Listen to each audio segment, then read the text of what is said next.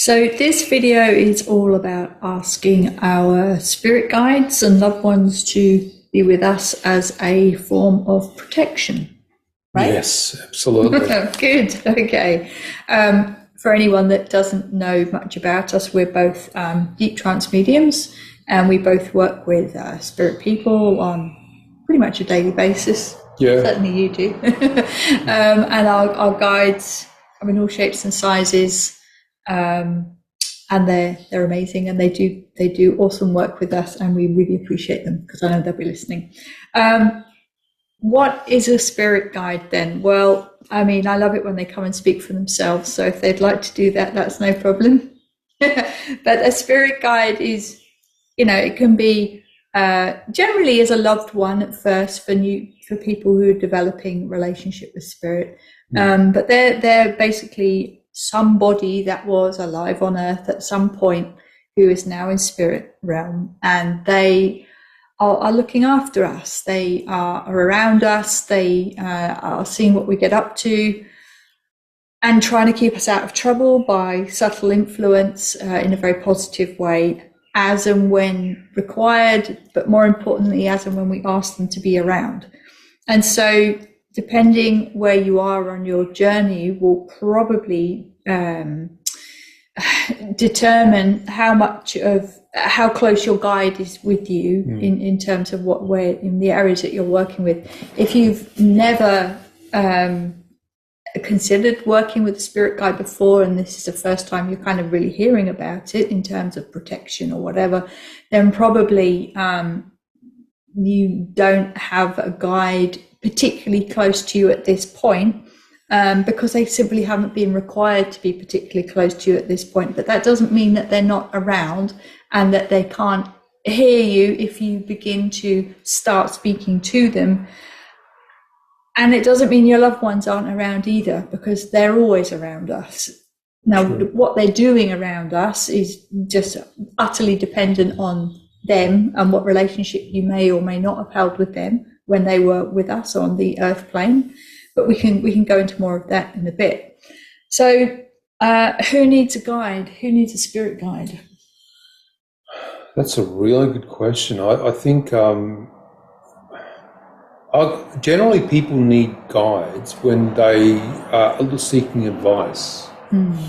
But if a person has some mediumistic ability, generally what will happen is they will have guides working with them, and there'll be a level of influence from those guides as to what's coming through the medium. I'll give you an example.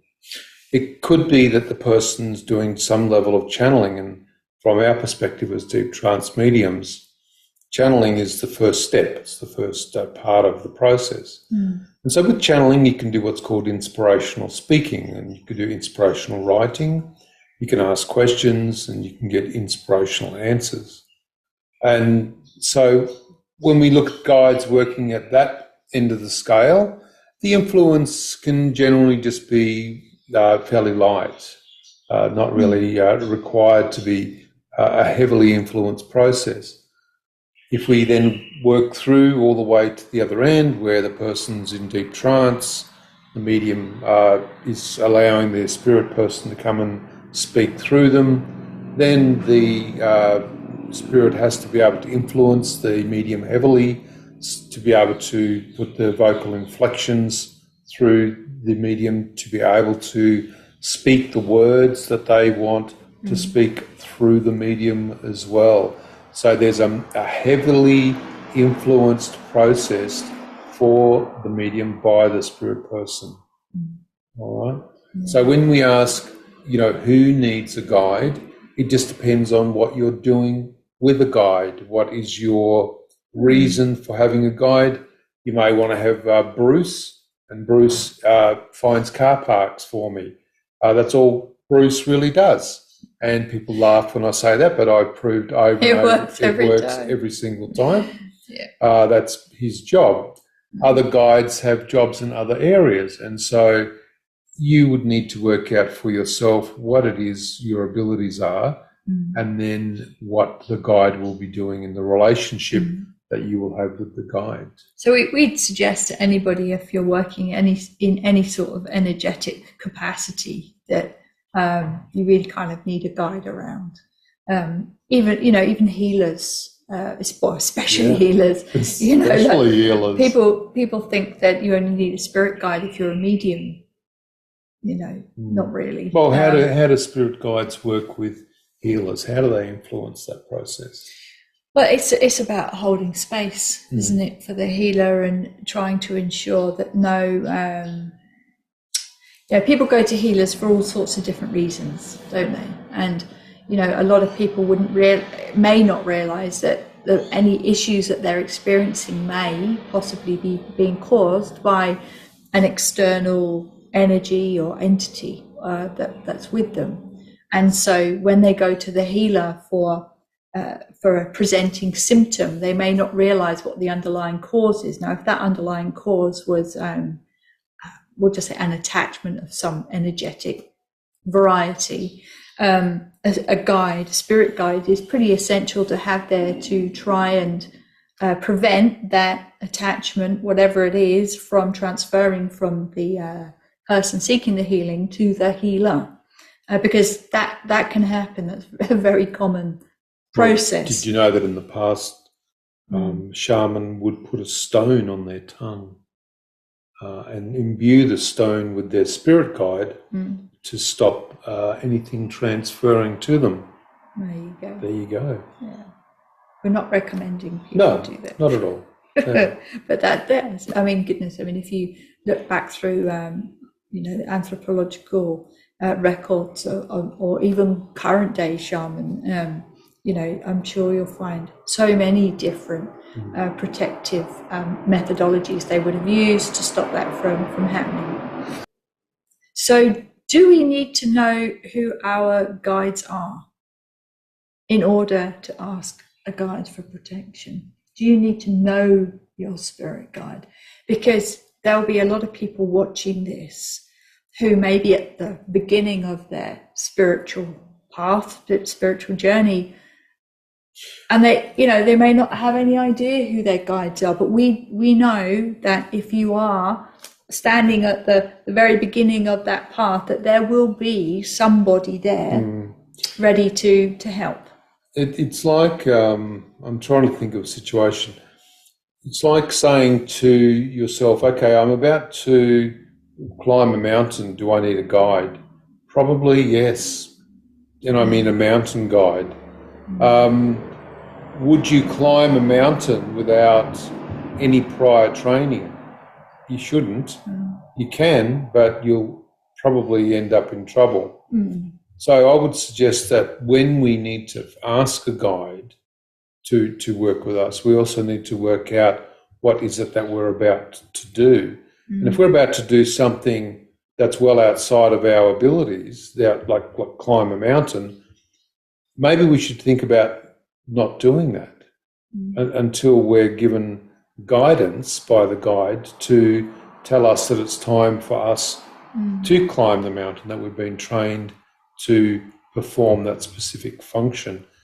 Quite often people get into issues because they don't have boundaries. They don't set their boundaries. They have intention, but they don't understand that the intention can easily outweigh what their abilities are.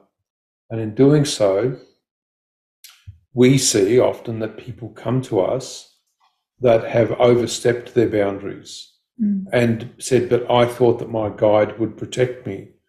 But the guides often use this as a method to teach their person, the person they're working with, about what they see the person's abilities are. They are trying to teach them about the boundaries that a person has, and they should acknowledge their own boundaries as well. If you stay within your boundaries, it's never a problem. Generally, it's when people step outside of their boundaries that they start to develop issues. So how would we initiate a guide contact or a relationship with a spirit guide? That's done via intention, but also there needs to be some indication from a guide that it's time for them to come and work with their person as well. For myself, there's been specifics. A person may see that they have some level of mediumship abilities, but they may have some level of psychic abilities. Where people generally fall foul of these things is when they overestimate their guides, because the guides actually don't exist, but they just make them up. So they'll read about some entity that, online on social media. They'll then, set the intention they're going to work with that entity. But in the end, there was never any relationship with that being. There was never any teaching by the being about how that being works. But the person then indicates to others that they're working with a specific being, and they're not. And then other beings see that and realise that the person is unprotected, and of course then they have problems. Yeah, I mean, we actually teach a process to develop the relationship with your guide in an evidenced way. We go into that in quite a lot of detail. But as a starting point, if it's all about your intention, about letting them know that you want to establish that relationship and why, and then creating the time and space in order for that relationship to develop. As I mentioned earlier, generally when people start out working with spirits for energetic work of whatever variety that may come in, it's a loved one that steps forward first. If they haven't done so already in, quietly on the side without you noticing.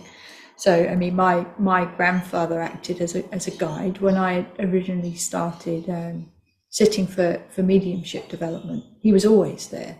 He's still there, but somewhere in the background. There are other guides now in the forefront. Right. So that's a little bit about guides, and we'll see you in the next section.